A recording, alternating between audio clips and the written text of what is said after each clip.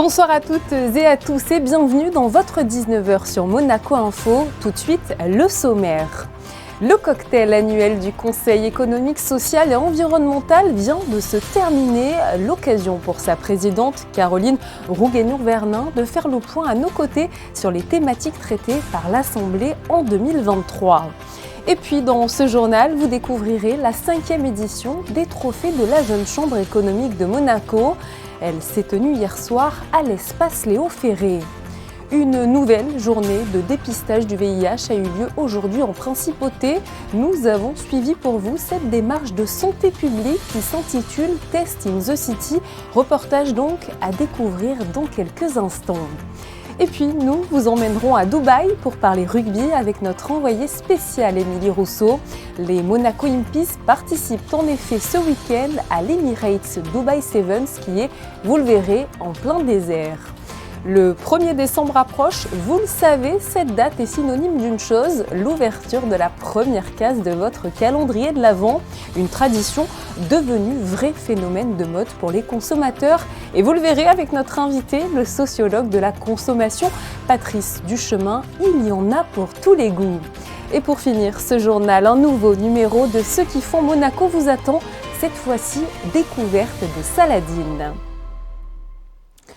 Mais nous débutons cette édition avec la séance productive du Conseil national. Elle a eu lieu hier soir avec le vote d'un nouveau volet, le 3e de dispositions en matière de lutte contre le blanchiment de capitaux, le financement du terrorisme et la prolifération des armes de destruction massive. Différentes mesures destinées à adapter toujours plus la législation monégasque aux exigences du rapport Monneval. Autre vote notable, le congé paternité pour les salariés du privé a été allongé. Il s'étendra désormais à 21 jours contre 12 auparavant pour une naissance simple et à 28 jours contre 19 en cas de naissance multiple ou pour les foyers ayant déjà 2 enfants. Une avancée sociétale destinée à soutenir la parentalité. Je vous propose d'écouter Christophe Robineau, ministre des Affaires sociales et de la Santé, qui portait justement ce projet. D'un point de vue sociétal, ensuite, ce projet répond à divers objectifs auxquels le gouvernement est attaché et qui sont partagés par la Commission. Ces objectifs concernent notamment la promotion de l'égalité entre les sexes, le soutien à la parentalité et au bien-être des enfants et plus largement la réponse aux besoins changeants de la société en favorisant un meilleur équilibre entre vie professionnelle et personnelle pour les salariés tout en dotant les entreprises par étalonnage à l'international d'un outil d'attractivité et de rétention des talents.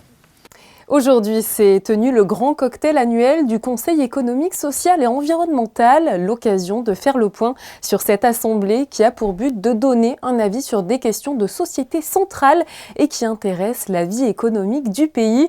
Pour nous en parler, nous sommes ce soir avec sa présidente Caroline Rouguenour-Vernin. Bonsoir. Bonsoir Julia. Alors, en cette fin d'année 2023, peut-on faire le bilan de l'activité du Conseil économique, social et environnemental juste après donc, le cocktail de fin d'année, justement ? Alors, l'année 2023 a été très chargée pour le Conseil économique, social et environnemental. Cette année, nous avons été sollicités pour de nombreux textes de loi, aussi bien par le gouvernement que par le Conseil national. Alors, il faut savoir que nos conseillers sont répartis dans les différents secteurs d'activité de la vie économique. Donc, ils mettent à contribution leurs compétences pour essayer de donner un avis qui sera un avis consultatif sur les différents textes. Parallèlement à ça, nous émettons aussi des vœux. Et nous avons travaillé sur de nombreux vœux qui vont passer en séance plénière ou qui sont passés en séance plénière chez nous et qui seront transmis ensuite au gouvernement et au Conseil national. Concernant ces vœux ou peut-être les questions économiques qui ont été les plus abordées ces derniers mois, quelles sont-elles ? Alors nous avons bien sûr travaillé beaucoup sur les lois anti-blanchiment. Ces lois anti-blanchiment, en particulier la partie 1 et 2 qui ont été votées au mois de juillet et au mois d'août 2023. Nous avons également été sollicités par notre ministre d'État au niveau de l'accord avec l'Union européenne et surtout les conséquences d'une absence d'accord au niveau économique. Outre l'économie, quelles ont été peut-être les autres thématiques centrales de cette année, puisque je le rappelle, vous parlez également d'autres sujets variés qui peuvent toucher la principauté ? Alors effectivement, nous travaillons sur d'autres thématiques et en particulier sur les thématiques sociales également. Donc nous avons travaillé sur l'allongement du congé paternité.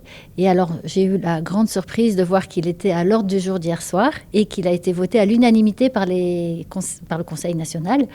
Donc nous en sommes très heureux. Nous avons également travaillé sur d'autres projets comme la caisse de retraite complémentaire monégasque.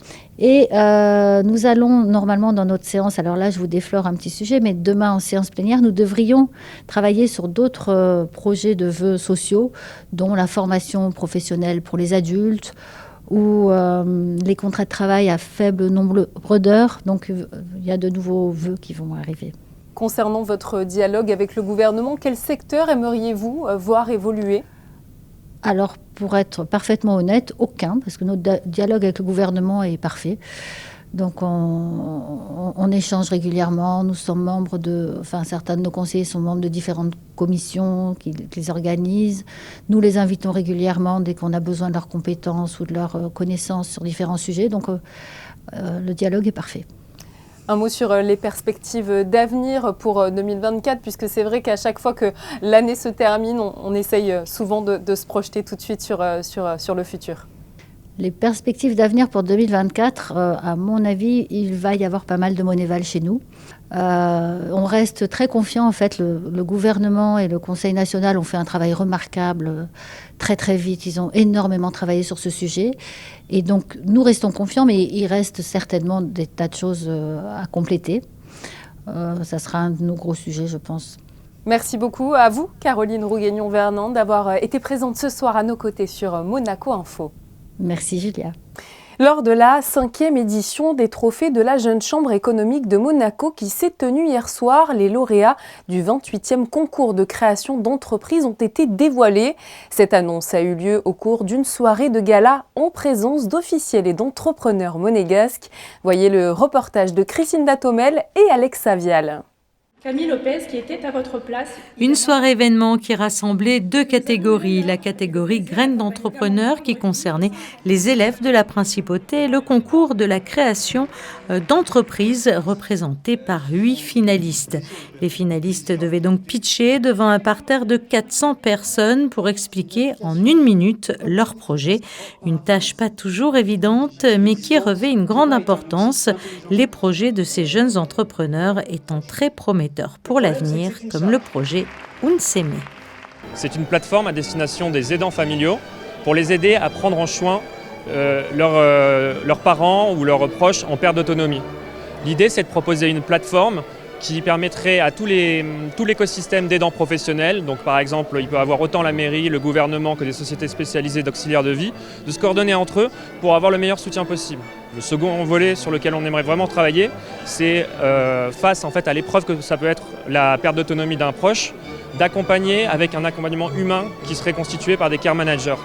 Les care managers, c'est des professionnels de santé qui vont apporter autant la coordination opérationnelle entre tous les aidants familiaux et aussi accompagner les aidants familiaux dans cette épreuve que peut être la perte d'autonomie. Et si de nombreuses autorités de la principauté et bon nombre d'investisseurs étaient présents dans la salle hier soir, d'anciens lauréats de ce concours l'étaient également. Je suis là pour représenter Atos en fait et puis pour rendre en fait ce que nous a donné comme chance à l'époque le gouvernement et pouvoir supporter les jeunes entrepreneurs à leur tour parce qu'on sait très bien à quel point ce concours peut vraiment être propice à lancer quelqu'un. Pour les gagnants du concours, il y aura 3 lauréats avec des prix financiers. Mais l'important, comme on le dit, c'est de participer, c'est de leur donner une visibilité et des opportunités de peut-être avoir des futurs investisseurs dans la salle ou clients.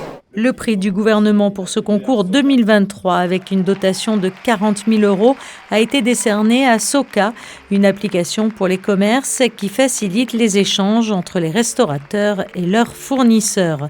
Arrivé en seconde position, Unseme a reçu le prix de la Jeune Chambre économique de Monaco avec une dotation de 21 000 €. Et les ambulances du Rocher ont reçu le prix Atos Partner et 10 000 € pour les aider à démarrer leur projet. Pour finir, Kids & Co a reçu le prix Coup de cœur du jury. Comme chaque année, l'association Fight-Aids Monaco organise son opération de dépistage du VIH Test in the City, un moyen pour tout le monde de se faire dépister gratuitement, rapidement et anonymement. Émilie Terrasson, Alexa Vial et Clélia Renaud sont allées au Stade Louis II où le dépistage était justement organisé. Dépister pour mieux sensibiliser au VIH, c'est l'objectif de l'association Fight-Aids Monaco. Grâce à des tests rapides à orientation de diagnostic, aussi appelés TROD, chaque personne peut se faire dépister en quelques minutes sans prise de sang. C'est un moment important, une action qui est légitime parce que le sida il continue. Il existe toujours. Le dépistage, il est indispensable parce qu'il permet de rapidement avoir un traitement et plus vite on a le traitement, plus vite soit on éradique le virus, soit en tout cas on est pris en charge dans les bonnes conditions et surtout on évite de transmettre. Et ça, c'est le plus important.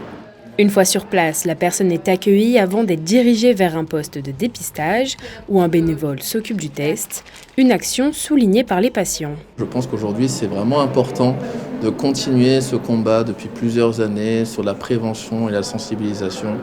Beaucoup de personnes sont convaincues, on est en 2023, le virus continue de circuler, donc c'est plutôt un acte pour soutenir l'association Fight-Aids. En cas de réponse positive, les bénévoles sont formés aux réactions à avoir et invitent le patient à aller faire une prise de sang. Cette année, l'association avait incité les entreprises à parler à leurs employés avec pour slogan « Je prends soin de la santé de mes salariés ». Et je vous informe que ce vendredi, un déploiement de courte pointe en hommage aux personnes décédées du VIH se tiendra à 13h au musée océanographique. Dans le cadre du centenaire de la naissance du prince Régnier III, une pièce de théâtre a été proposée au lycée Albert Ier. Pièce autour des liens du prince avec le monde littéraire. Reportage de Fabien Bonilla et de Thomas Deus. Chère Colette, vous aviez des liens particuliers avec le prince. Je crois que vous vous écriviez assez souvent. Donc, pour l'évoquer, c'est à l'ami, autant qu'à l'écrivaine que je m'adresse. Le prince en toutes lettres, voici le titre de la pièce jouée ce lundi et mardi durant 3 représentations devant environ 300 élèves.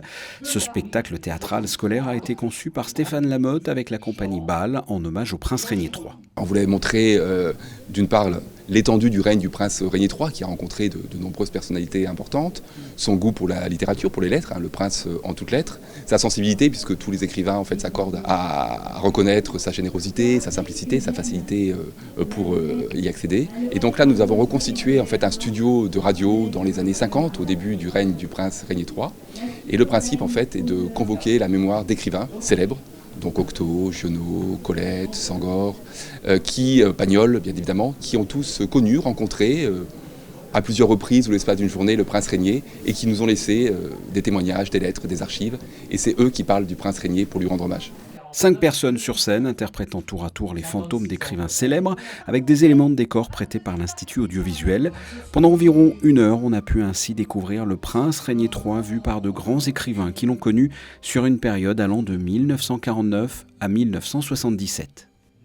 Nous ouvrons dans ce journal une page de sport avec la victoire de la Roca Team face au Mans hier soir. Un succès qui confirme encore une fois sa première place dans le championnat de France. Malgré une très belle opposition offerte par le Mans, les hommes de Sasa Obradovic ont tous répondu présents dans les duels et se sont donc logiquement imposés dans la Sarthe 95 à 84. Et ils auront à peine le temps, c'est vrai, de souffler puisque place maintenant à l'Euroleague avec un choc et la réception de l'Olympiakos à Gaston Médecin. Une rencontre toujours très attendue sur le Rocher qui aura lieu demain à 19h. Prenons la direction de Dubaï à présent, qui accueille un double événement ce week-end. Le premier, la COP28, la conférence sur le climat, où de nombreux chefs d'État et de gouvernement sont attendus à partir de jeudi pour dresser un premier bilan de l'accord de Paris. L'autre événement se déroule en plein désert, c'est l'Emirates Dubai Sevens. Émilie Rousseau, vous êtes sur place avec Hugo Comassa pour Monaco Info pour suivre la participation des Monaco Impies. Oui, on le rappelle, les Impis, c'est cette équipe créée sous l'impulsion de son Altesse Sérénissime la Princesse Charlène avec la Fédération monégasque de rugby. Elle a pour objectif de faire évoluer de jeunes monégasques au contact de joueurs internationaux. Vous venez de le dire, donc les Impis participeront au tournoi international Open de l'Emirates Dubai 7 et nous avons suivi avec Hugo Comaza l'un de leurs derniers entraînements en plein cœur de Dubaï. Les joueurs changent, l'équipe évolue, mais l'esprit, les valeurs et les ambitions restent les mêmes. Les Monaco Impis défendront les couleurs de la principauté au prochain Emirates Dubai Sevens, une compétition unique, première étape du circuit mondial de rugby à 7, qui accueille également différentes compétitions et à laquelle les Impis participent pour la 7e fois. The team's growing, they're becoming more and more serious about the game. It's very important for us because it's all about the values. That's why we created this team. It's not about the whole winning or losing, but yeah, creating this team is about respect, discipline, and it's very, very important to us. So we're very happy here what we've done, what we've achieved with Nico and the Federation, the Foundation. Very pleased. I think we've achieved our goals. Un trophée manque cependant aux Impis, celui de Dubaï, qu'ils convoitent depuis longtemps maintenant. Au fil des années, l'équipe s'est renforcée, s'est fait un nom et une réputation en remportant notamment le tournoi mythique du Melrose Sevens en Écosse en avril dernier, le premier tournoi de rugby à 7 au monde. Mais il y a ce goût d'inachevé de l'an dernier à Dubaï. J'avoue que l'année dernière, l'échec à Dubaï m'a fait réfléchir et j'avais vraiment envie de passer la main. Je l'ai en partie fait avec David. Mais avec des amicales pressions, j'ai continué ma mission. Je pense que la victoire à Melrose nous a décomplexés. Après, on dit ça chaque année ici. Il va falloir que ça se concrétise en acte ce week-end. Pour ce faire, Nicolas Bonnet s'est entouré de joueurs internationaux, mais aussi de joueurs monégasques, afin qu'ils puissent s'aguerrir et transmettre à leur tour ce qu'ils vivront à Dubaï. Je peux aider les jeunes monégasques pour, apprendre un peu le rugby à un niveau un petit peu plus haut, juste pour les aider un tout petit peu. Et, on voir le monde, c'est une expérience incroyable à Dubaï et surtout que c'est un niveau de rugby que je pense qu'ils ne connaissent pas. C'est ma première sélection, donc ça fait bizarre déjà, parce qu'on n'est que des joueurs pros. Le niveau de jeu il est vraiment élevé et pour moi franchement c'est une bonne expérience et pour même élever mon niveau de jeu après, ça va être franchement je pense un bon début déjà. Et premier match pour les Monaco Impis ce vendredi en plein cœur du désert de Dubaï.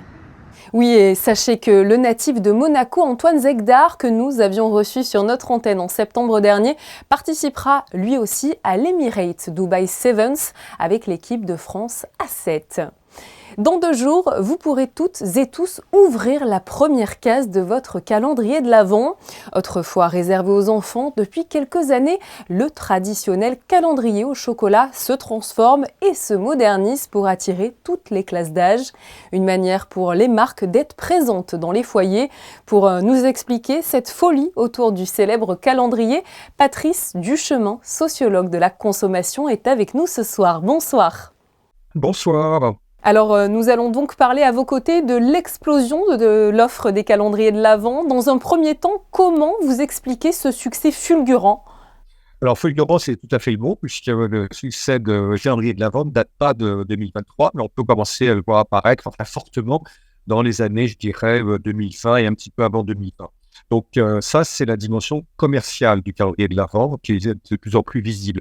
Mais historiquement, le calendrier de l'Avent s'est associé à une tradition qui est très forte dans l'Est de la France et qui est associée bien sûr à la confiserie, aux boulangeries, qui fait que le 6 décembre, le jour de l'arrivée de Saint-Nicolas, les enfants peuvent manger du pain d'épices, mais aussi ils ont accès au calendrier de l'Avent. Le calendrier de l'Avent, je dirais, religieux, qui est une sorte de décompte jusqu'au jour de Noël.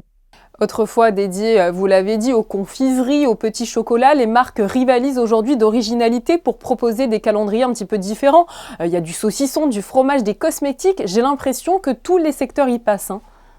Alors, tous les secteurs sont tentés effectivement d'avoir un petit calendrier de l'Avent, ce qui est déjà ça révèle quelque chose de notre époque, parce que oui, au début, vous l'avez dit vous-même, c'est confiserie, ça veut dire enfant, ça veut dire petite chose, donc des choses qui coûtaient pas cher, et aujourd'hui, quand on regarde certains calendriers de l'Avent, de luxe, on peut très facilement atteindre des 1 000 €, voire 2 000 €, etc.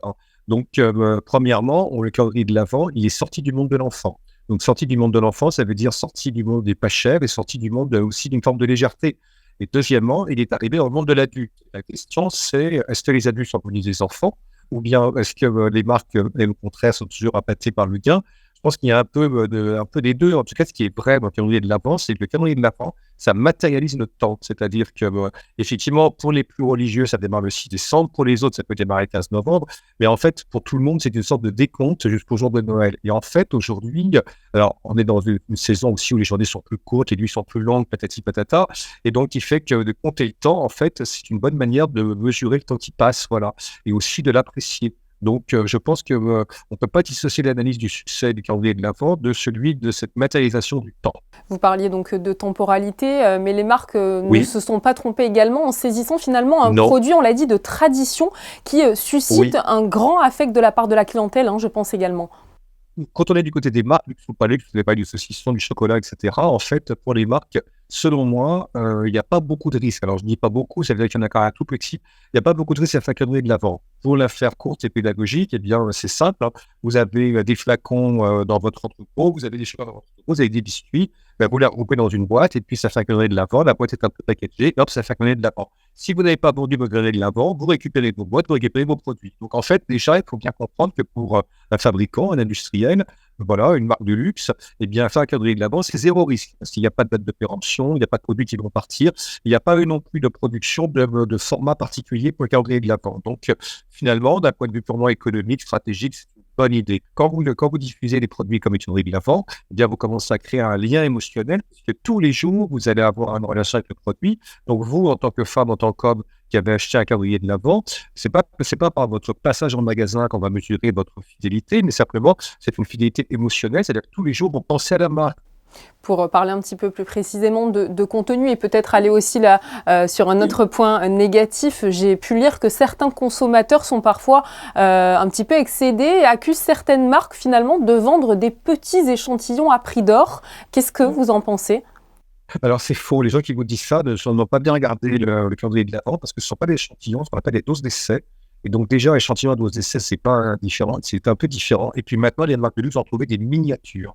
Et c'est parce que, justement, ce sont des miniatures que ça peut prendre de la valeur. Donc, il y a quand même cette idée. Et Noël, c'est une grande période de régression. Donc, finalement, la miniature, la régression, Noël et l'enfant, tout ça va parfaitement bien ensemble.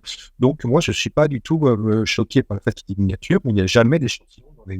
Sinon, c'est trop cheap, vous voyez ce que je veux dire. Pour conclure, avant les fêtes de Noël, quelles sont peut-être les autres habitudes de consommation qui semblent avoir évolué ces dernières années, à l'image du calendrier de l'Avent qui a un succès énorme ? Énorme, effectivement. D'abord, un succès énorme en termes de chiffre d'affaires. Donc, moi, je n'ai pas les chiffres, mais c'est facile à trouver. Mais en fait, Noël, c'est tout à fait intéressant. Noël, c'est à la fois hyper traditionnel et hyper sous la loupe de toute l'évolution de notre société. C'est-à-dire que Noël, c'est pas un moment à part. On pourrait imaginer que c'est un moment à part, on se trouve en famille, on mange du chapon, de la dinde et de la bûche. Mais en fait, si on regarde de près, la bûche et la dinde, c'est pas celle de nos parents. Parce qu'aujourd'hui, dans tous les magazines féminins, par exemple, les magazines de cuisine aussi, vous avez des recettes de vegan. Donc, vous avez des recettes de Noël vegan, vous avez des bûches vegan, vous avez de la viande éthique avec il y a moins de foie gras parce que les animaux ont été un peu forcés dans le gabin, etc., etc. Donc, c'est tout le paradoxe. C'est-à-dire que Noël, c'est à la fois hyper traditionnel, donc on pourrait dire c'est comme avant, mais si on regarde de près, c'est jamais comme avant. Merci beaucoup à vous, Patrice Duchemin, de nous avoir apporté vos précisions de sociologue sur l'énorme succès des calendriers de l'Avent. C'est un plaisir.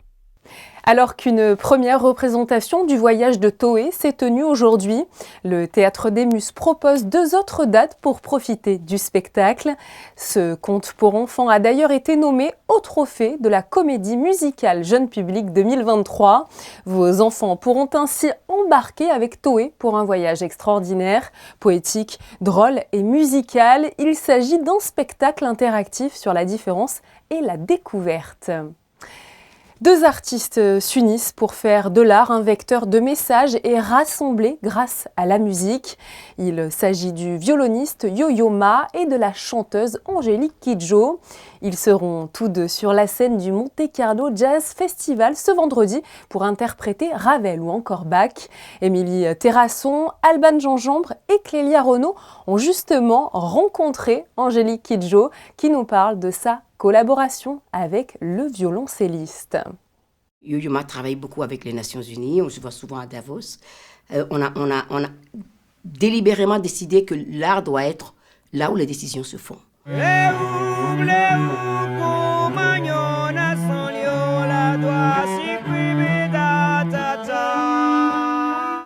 On a décidé en fin de compte de parler de l'amitié qu'il y a eu entre les musiciens classiques, le négro spirituel et toutes sortes de musiques, bien avant qu'on arrive maintenant à faire les catégories de ça, c'est telle musique, ça, c'est telle musique. Avant, il y avait une collaboration d'instinct et normale entre les plus grands compositeurs du classique, comme la musique de tous les jours, en fait. Donc, c'est cette histoire qu'on va raconter. Ceux qui font Monaco, c'est votre chronique présentée par Christine Datomel. Je vous rappelle le concept, se rendre dans des lieux clés de la principauté. Ce soir, Christinda, nous prenons la direction de l'antre de la salade à Monaco pour un déjeuner sain et équilibré. Oui, aujourd'hui je vous emmène chez Saladine, l'endroit préféré des bureaucrates en principauté. Ici, tout est fait maison. Alors, comment l'histoire de Saladine a débuté? La réponse tout de suite en images.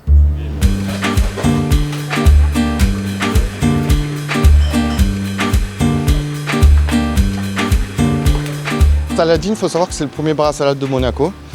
C'est pas nous qui l'avons créé, c'est notre prédécesseur qui l'a créé en 2010. Nous l'avons repris avec mon associé en 2019. Et depuis, donc voilà, on a repris tout ça avec toutes les péripéties qu'on a eues depuis. On est passé par le Covid et maintenant on subit la crise de l'inflation sur les matières premières, etc., qui sont assez importantes. Notre principe, c'est de réaliser sa propre salade. Donc vous savez, chaque personne a sa propre salade. Le poulet pané, l'avocat, tout ça, c'est les produits phares. Là, période d'hiver, on fait un peu de soupe et les tartes également. Et courant de l'année prochaine, on va essayer de faire une petite nouveauté. Vous aurez la surprise. On va dire, allez, 90% de nos produits sont frais, faits maison. On a une équipe en or, on vient tôt le matin pour tout préparer de bonne heure et que tout soit prêt à l'heure de livraison, 10 heures maximum. On a un site internet, donc vous pouvez commander quand vous voulez. Dès le matin tôt, la veille, même une application, donc vous pouvez commander n'importe quelle heure. Le plus tôt et le mieux. À partir de 9h, on réceptionne les premières commandes et on commence à préparer pour que les livreurs qui arrivent à 10h puissent partir. Et on essaie de tout livrer jusqu'à 13h. Et entre-temps, on a les gens qui viennent sur place, les lycéens, les gens qui sont à côté, qui viennent sur place. Donc voilà, belle journée. Saladine produit en moyenne 150 salades par jour uniquement en livraison, presque tout autant sur place. Alors n'hésitez pas à commander, surtout c'est de 7h du matin jusqu'à 11h30 maximum, du lundi au vendredi. Et Christine Datomel, à peine on vous quitte dans les rues de Monaco que l'on vous retrouve pour la météo du jour. Alors quel temps fera-t-il ce jeudi 30 novembre ? Eh bien Julia, jeudi on prévoit un temps très nuageux le matin avec de la pluie qui cesse durant l'après-midi et laisse place à quelques rares éclaircies, mais vous l'aurez compris, la journée sera principalement nuageuse avec de fortes probabilités de précipitations autour de 70%. La température atteint au maximum 12 degrés, le soleil se lèvera à 7h41 et se couchera à 16h56. Demain, nous fêterons les Andrés. Je vous propose de refermer ce journal avec les clichés de la pièce de théâtre Le Prince en toutes lettres. Notre photographe Frédéric Nébinger a assisté à l'une des représentations jouées devant plusieurs centaines d'élèves. L'occasion pour ces jeunes de connaître le prince Régnier III sous de nouvelles facettes. C'est tout pour aujourd'hui. Merci de votre fidélité et à demain, bien sûr, pour une nouvelle édition de votre 19h. En attendant, très belle soirée sur notre antenne.